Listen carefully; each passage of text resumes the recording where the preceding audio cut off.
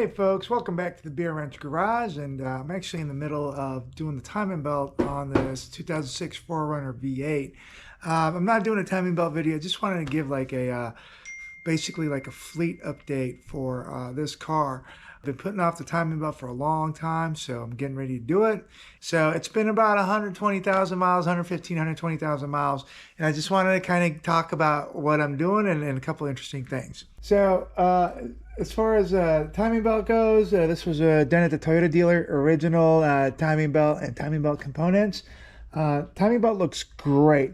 I'm sure over time it's probably stretched a bit. But like physically it looks great. It doesn't have, I bet it could go a long time. However, if you can see in there, we got ourselves a leaking water pump. So it was more than a good thing that we decided to go ahead and do this right now, because that seeping water pump would only eventually go bad. The other thing I want to talk about is this whole notion of where the heck do you line up the timing belt on the timing marks. And so it doesn't matter. That's the answer. You can line it up which either way you want. It doesn't matter. As long as the cams and the crank are in the same orientation, when you take the belt off and put it on, it doesn't matter. In my case, I'm going with the T mark here. So you originally get the motor to TDC, which is that initial mark right here. And then you roll it back a few degrees to that T mark. And that T mark is, from what I understand, is like a placement of the cams so that they're less likely to spring forward. It's just like a safety position for doing the timing belt. And so as long as you ensure that the cams and the crank don't move, you should be good. You will be good. In my case, I'm using the T mark, but I've also set up a little marking right there to show where the crank is when I'm on the T's for the cams. So that's how I'm doing it. I'll let you know how it works out, but I'm pretty confident this is a legitimate way to go about it. All right, folks, so that was, well, this is shaping up to be, so far at least, the easiest timing belt job I've ever done. This engine has been very easy to, at least once you get to the timing belt components, very easy to pull everything off, put everything back on, and not a whole lot of drama. So as you can see, I got a new timing belt, rotated the engine around numerous times, and everything lines up. Everything is torqued as far as the idler pulleys and new water pump, tensioner, everything is torqued to spec, everything lines up to their marks. So we're gonna go ahead and start reassembly. I just wanted to note that the earlier when I was talking about the timing marks, again, I'm using the T mark to remove and install the belt. So hope that alleviates any issues with that. Well, folks, that was the easiest timing belt job that I have ever done. I was actually putting this off for a while, kind of more or less dreading it, but this went together super easy.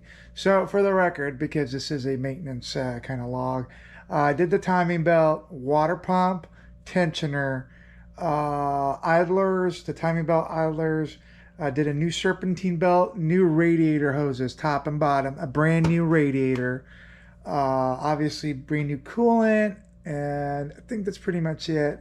Oh, brand new alternator. So brand new serpentine belt, brand new alternator, brand new radiator hoses, timing belt kit from Ison, and we'll go ahead and fire it up, make sure everything sounds good.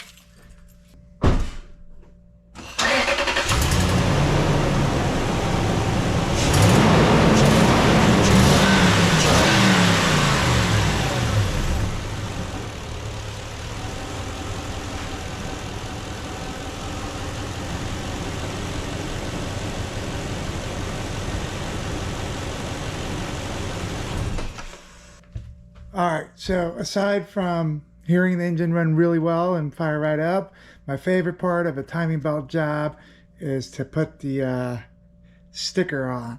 And so I'm not sure where we're going to put this, just probably right here. And we'll go ahead and let's write this in. Date replaced was June 1st of 24. The mileage at the time was 206,464. All right, and we'll go ahead and slap this bad boy.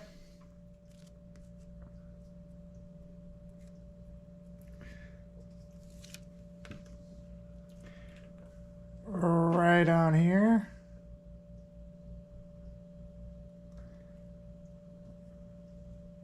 Bam. Oh, that looks good, right? All right, so knock on wood, she runs like a champ.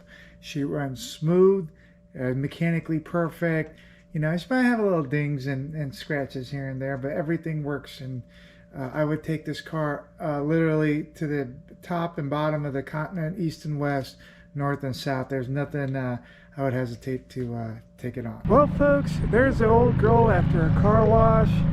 And what better way to wrap up a project and get a good car wash and a trip to Harbor Freight to pick up some supplies. So I hope you enjoyed that little video. If you did, please go ahead and give me a thumbs up. Check out some of our other videos and consider subscribing. In the meantime, I'm going to have myself a Shiner Ruby Redbird here. And I'll see you guys on the next video. Take care.